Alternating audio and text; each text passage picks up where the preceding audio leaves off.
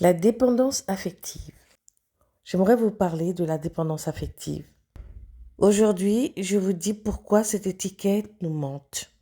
Donc, j'ai quand même envie de dénoncer l'hypocrisie du détachement. Parce que quand on est avec quelqu'un qu'on dit aimer, si on n'est pas attaché à la personne qu'on aime, alors pourquoi est-ce qu'on est avec cette personne? Pour moi, l'attachement, c'est l'essence même de l'amour. Ce qui est dommage, c'est que quand notre entourage nous juge, nous pointe du doigt et nous dit que nous sommes dépendantes, parfois on l'accepte.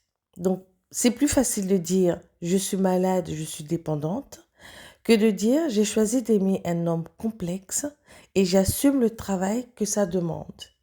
Et j'aimerais rajouter que dans un couple, si je suis apaisée à 90%, je n'ai pas besoin que les 10 autres restants soient parfaits pour me sentir respectée. Aucun couple n'est parfait.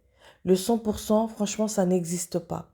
Et c'est normal que tout le monde rencontre des problèmes. C'est mieux d'avoir un 90% de bon et un 10% de moins bien que d'être avec quelqu'un de qui je ne suis pas attachée, pour qui je ne ressens pas de palpitations, pour qui je ne ressens pas d'amour, pour qui mon cœur ne bat pas. Et c'est pas de la dépendance, c'est simplement de l'amour.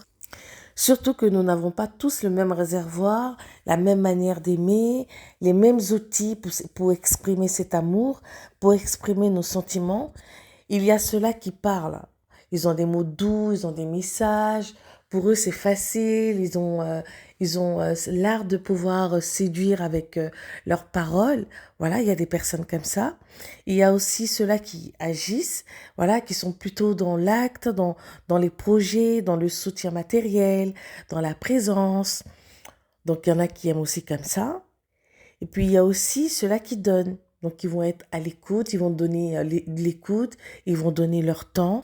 C'est dommage parce que les gens, la famille, ceux qui jugent ne se disent pas qu'il y a plusieurs façons d'exprimer son amour. Comme je le disais, parce qu'ils ne voient pas l'acte que la personne que tu aimes pose à sa manière, selon ses capacités. Dans cette société moderne, on valorise l'individualisme. Donc, quelqu'un qui aime trop fort et qui est patient, qui prend la personne qu'elle aime telle qu'elle est, qui regarde juste ce qui est bon et comment elle se ressent dans cette relation, parce qu'elle se sent respectée. Elle voit que la personne n'a pas de mépris, que la personne est là, qu'elle l'aime. Simplement, elle ne sait pas montrer comme toi tu sais montrer, comment toi tu sais démontrer, comment toi tu sais parler l'amour, comment toi tu es présent. Mais la personne, elle est juste là avec sa capacité. Et quand toi tu es cette personne qui va trop donner, ton entourage ou des personnes qui ne savent même pas ce que tu vis dans ton lien, va venir dire que elle est trop dépendante, ça les arrange. Parce que là, ils voient l'amour pur se manifester. Ils voient une personne qui n'a pas peur d'exprimer ses sentiments, ce qu'elle ressent, de le dire, de le vivre, de le ressentir et de le faire inonder autour d'elle. Les gens préfèrent dire, elle est dépendante. C'est vrai que ça, c'est l'étiquette qu'on met sur tout le monde. On ne sait même plus faire un lien entre une personne qui est en détresse et une personne qui aime très fort. La personne qui aime très fort, la personne qui manifeste plus que son conjoint ou sa conjointe, on va le taxer de dépendant affectif. Tout ça parce qu'on voit que son conjoint, lui, est limité dans son expression d'amour. Et ça, vraiment, c'est dommage. Donc, comme je l'ai dit tout à l'heure, ils vont préférer dire elle est dépendante plutôt que d'admettre elle a une capacité de loyauté et d'amour qui me dépasse. Se respecter dans une relation, ce n'est pas partir au premier nuage, parce que tous les couples rencontrent des problèmes.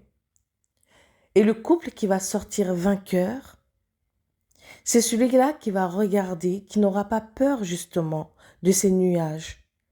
Et dans le couple, il y en a toujours un qui va manifester. L'amour va être réciproque, mais il y en a toujours un qui sera mieux manifesté que l'autre. Et justement, l'amour, c'est d'assumer ses sentiments sans hypocrisie, sans peur, et se dire que je préfère un peu de lui qui est vrai qu'un tout d'un autre qui ne fait même pas battre mon cœur. Et voilà pourquoi je ne contredis jamais les gens qui me taxent de dépendante affective, parce que pour moi, c'est que nous sommes des êtres qui avons besoin de liens de toutes les façons. L'être humain est comme ça et on dépend tous les uns des autres. Et déjà dès l'enfance. Et dans un couple, encore plus. Regardez, c'est est-ce qu'il y a de l'amour? Comment je me ressens dans ce couple? Comment je me sens aimée? Si je me sens aimée, mais que c'est moi qui sais le mieux exprimer, franchement, ne t'en prive pas. Parce que qu'est-ce que ça va créer? L'entourage va te pointer du doigt en te taxant des dépendantes. Tout le monde. Toi, tu vas finir par accepter ça. À un moment donné, tu vas commencer, ça va faire que ça va te conduire à créer des problèmes dans ton couple. Tu vas demander à ton partenaire qui, lui, pour l'instant, n'est pas à ton niveau d'expression de l'amour, de le parler, de le manifester, mais qui pour l'instant sait donner que ce qu'il a, tu vas vouloir le pousser. Ça va créer des problèmes et voilà que ça peut déjà ramener des frictions et une séparation. Ce qui fait que dans cette séparation que tu n'auras pas voulu, ou bien que tu vas penser être persuadé que tu vas quitter une personne, mais que ton cœur ne veut pas quitter, donc tu vas laisser là ton cœur dans ce couple, dans cette relation, et tu vas aller te mettre avec quelqu'un pour qui, bah, il n'y a rien, parce que ton cœur, il est occupé quelque part.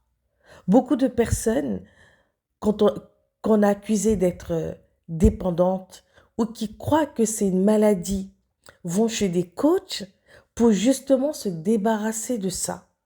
Au lieu de savoir si est-ce que c'est de la détresse. Oui, parce que la détresse, pour moi, c'est différent. Si tu es dans un couple où quelqu'un te méprise, quelqu'un te bat, quelqu'un t'insulte, quelqu'un te rabaisse, tu souffres, la personne, elle te regarde et ça ne lui fait rien. Elle réagit pas. Mais toi, tu es accroché là. Tu es là parce que tu veux pas perdre la personne, parce que tu as peur de la solitude, parce que tu as peur de ce que les autres vont dire. Donc du coup, tu restes là. Pour moi, j'appelle ça de la détresse. J'appelle pas ça de la dépendance affective. Là, on est dans la détresse. Là, ici, la personne, elle a vraiment besoin d'aide. Or que si tu aimes une personne et que tu es accro et que cette personne, tu l'aimes, tu la respires, voilà, t'es dépendante. Voilà, parce que tu aimes la personne. Je veux dire, quand on aime une personne, forcément, on est dépendant. Voilà. Si la personne, elle nous appelle pas, on est triste. Voilà, quand tu aimes une personne, vraiment, l'amour, c'est ça. C'est un manque de l'autre. On veut l'autre. Mais qu'en même temps, tu n'as pas peur d'être seul.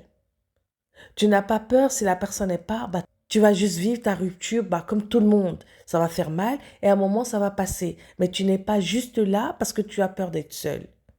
Tu es bien, tu ressens la paix, mais tu aimes juste, tu sais juste exprimer ton amour plus que tout le monde. Tu es juste dans ta manière d'exprimer ton amour. Tu ne, tu ne mets pas un frein sur tes sentiments pour ne pas que la société te juge. Et bah, tu es authentique. Donc, n'aie pas peur qu'on te taxe de dépendante affective. Voilà. Toi seul sais comment ton conjoint, ton partenaire te montre son amour et comment est-ce qu'il sait mettre de la paix dans ton cœur. Donc, voilà ce que j'avais à dire pour le sujet de la dépendance affective. Pour moi, apprendre à vous appartenir, ce n'est pas devenir de glace, c'est choisir ses combats par amour, pas par peur. Pour moi, apprendre à vous appartenir, ce n'est pas devenir de glace, c'est choisir ses combats par amour, pas par peur. Et vous, êtes-vous apaisé avec 90%? Donc dites-le moi en commentaire. En tout cas, je vous remercie beaucoup. J'espère que le sujet vous a plu et je vous dis à bientôt.